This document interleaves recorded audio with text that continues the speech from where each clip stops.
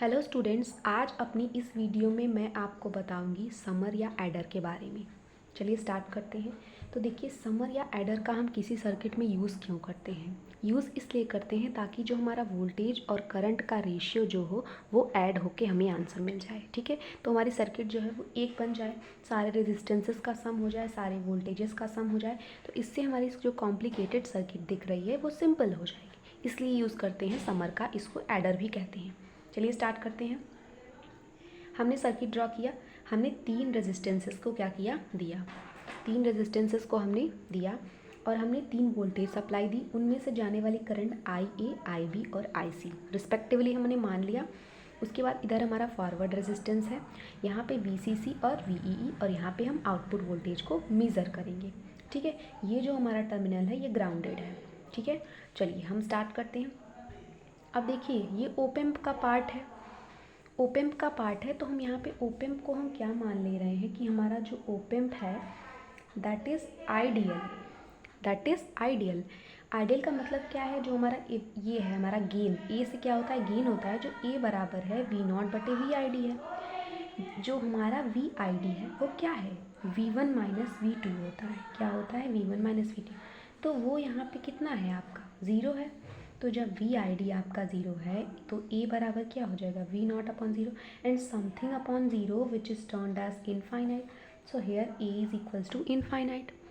तो हम मान लेते हैं ओपेम्प में हमारा क्या है, ए का मतलब है गेन, तो वो क्या है हमारा, इनफाइनाइट है। ठीक है, अब हमने देखा यहाँ पे वी वन हमारा ज़ीरो है, ग्राउंडेड है, एंड वी टू भी आपका ज़ीरो है। कैसे, इस एक्सप्रेशन से निकाल लीजिए कि V one minus V two is equals to zero है, तो मतलब V one is equals to V two. तो अगर वी टू ज़ीरो है, ग्राउंडेड है, वी वन ज़ीरो है, तो वी टू भी ज़ीरो होगा, सिंपली ज़ीरो होगा। अब हम आई ए के अक्रॉस क्या निकालते हैं, वोल्टेज का वो निकालते हैं इक्वेशन। तो आई ए के अक्रॉस, आई ए में देखिए जाने वाला वोल्टेज, डिफरेंस क्या है, differential voltage V one minus V two divided by resistance. तो देखिए, इसमें जाने वाला वोल्टेज वी ए और यहाँ पे जो वोल्टेज है V two and divided by its resistance that is R A. Similarly V हमारा आई बी के लिए, उसके लिए क्या हो जाएगा, V B minus V two divided by R B. Similarly I C के लिए भी यही हो जाएगा, V C minus V two and it is divisible by R C. अब देखिए, हमने देखा हमारा वी टू क्या है, सम में ज़ीरो है। वी टू क्या है हमारा, सम में ज़ीरो है। तो हमारा एक्सप्रेशन क्या टर्म हो जाएगा, सम में से ज़ीरो हो जाएगा। तो आई ए बराबर हो जाएगा वी ए बटे R A. Similarly I B बराबर हो जाएगा वी बी बटे R B and I C बराबर हो जाएगा वी सी बटे आर सी। ठीक है, इतना तक समझ में आ गया होगा। अब हम नोड ए पर, हमने ये नोड माना है, यहाँ पे हम केसीएल लगाएंगे कि हमारी जो इनकमिंग करंट है वो आउटगोइंग करंट के बराबर है। यही तो हमारा केसीएल कहता है।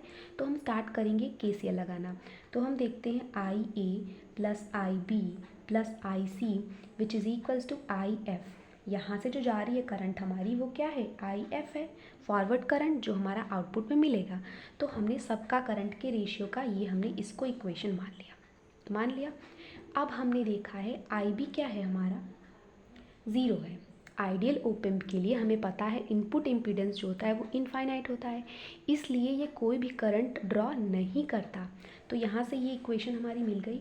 अब हमें आई ए की वैल्यू पता है V A divided by R A, plus इसकी वैल्यू पता है V B divided by R B. Similarly इसकी वैल्यू पता है V C divided by R C and equals to.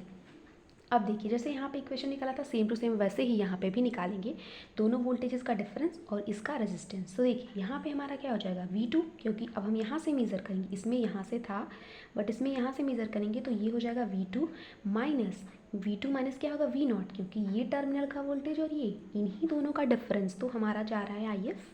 तो V2 minus V not and divided by इसमें जाने वाला रेजिस्टेंस दैट इज़ RF कर दिया हमने। अब हमें पता है V2 तो हमारा ज़ीरो है, V2 क्या है, ज़ीरो है। तो अगर हम ज़ीरो माइनस वी नॉट बटे RF करेंगे तो हमें ओवरऑल वैल्यू क्या मिलेगी, नेगेटिव में मिलेगी। हम यहाँ पे पहले लिख देते हैं,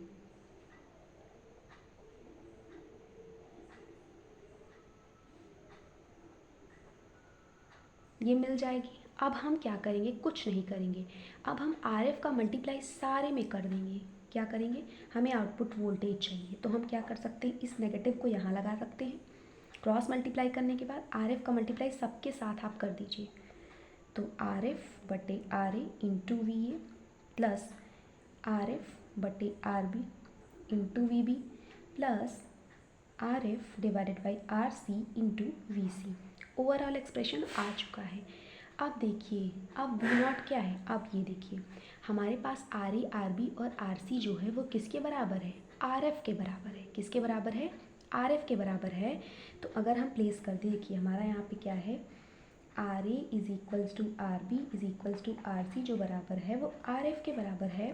तो वी नॉट क्या हो जाएगा, minus R F divided by R F into V A plus R F divided by R F into V B plus R F divided by R C into V C, sorry here F.